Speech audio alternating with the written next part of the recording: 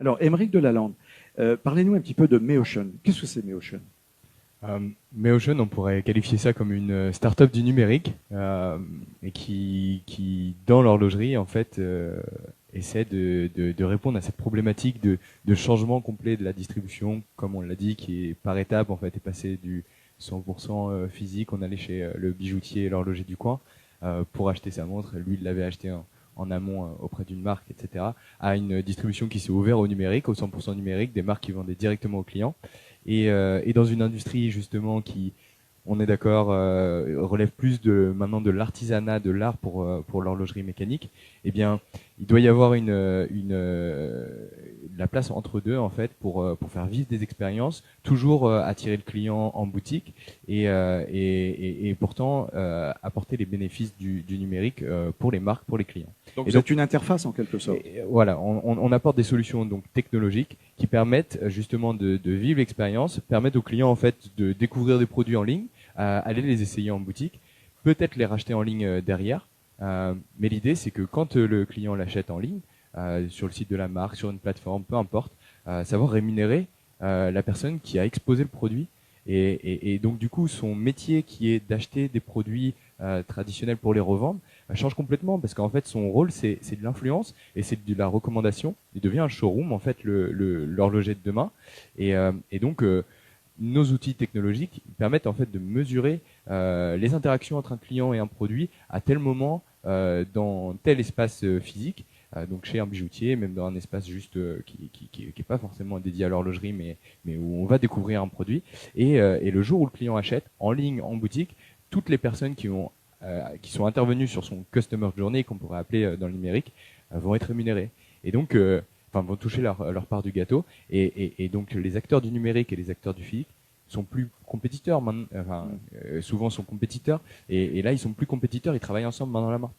Donc, qui sont vos principaux clients, par exemple? Vous existez depuis 2017. On existe depuis 2017 et on travaille avec des acteurs. Alors, c'est une idée qui a été portée par l'horlogerie justement. Donc, on a fondé une marque d'horlogerie et pour rentrer dans la distribution en pleine transition et tout, c'était la solution qu'on a développée donc en interne en fait pour devenir attirant par rapport à la distribution.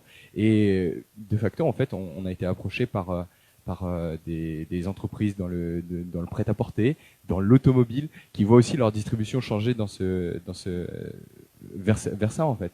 Et ça touche toutes les industries. Le client, il se renseigne en ligne, il vient visiter les produits, les essayer, etc., chercher du conseil. Puis ensuite, c'est naturel. On va les comparer. Quelle est la meilleure offre, éventuellement sur Internet, ou alors chez toutes les boutiques qui vendent la même chose dans la ville.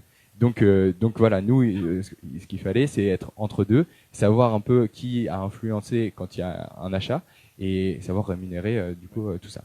En fait, je dirais, il y a eu un gros aspect marketing dans ce. Il n'y a pas forcément l'aspect relations humaines.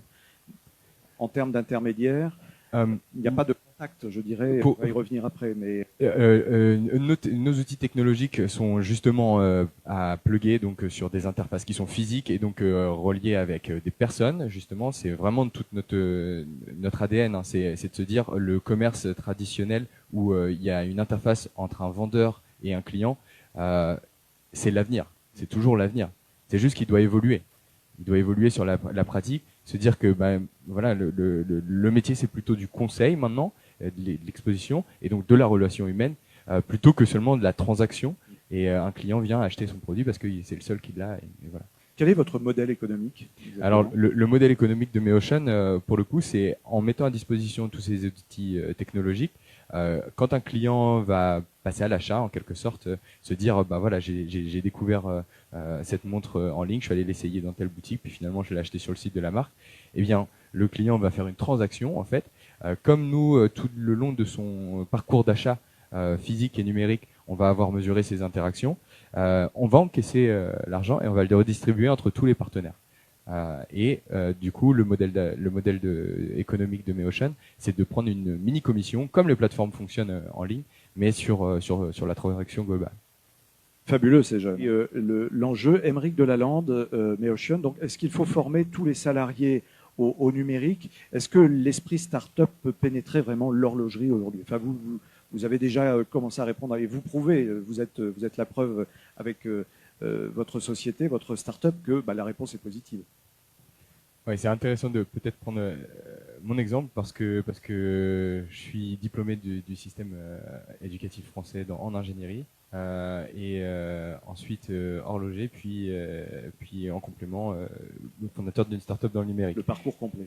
Et du coup, ouais, c'est vrai que la problématique peut éventuellement être adressée avec cette vision.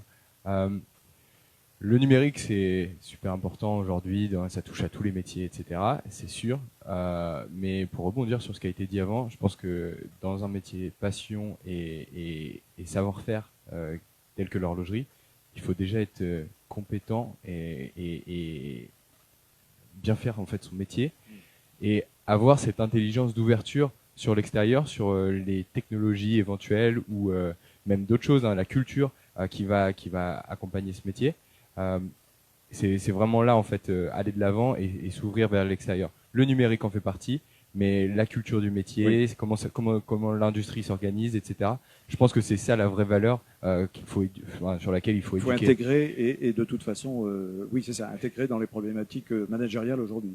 Il faut être ouvert au changement et je pense que c'est quelque chose qui est aussi compliqué. Je le vois au quotidien. Dans l'horlogerie, on n'est pas forcément très ouvert à l'extérieur. C'est des gens qui restent dans des petits secteurs. Je vous laisserai discuter entre vous après. Non, mais on se dit les choses, c'est bien. On est là pour ça. Non, mais voilà, c'est un secteur qui est assez réfractaire et qui mesure et qui prend pas beaucoup de risques. Et c'est d'ailleurs la beauté de la chose, parce que c'est pour ça que les montres marchent si bien et durent autant de temps.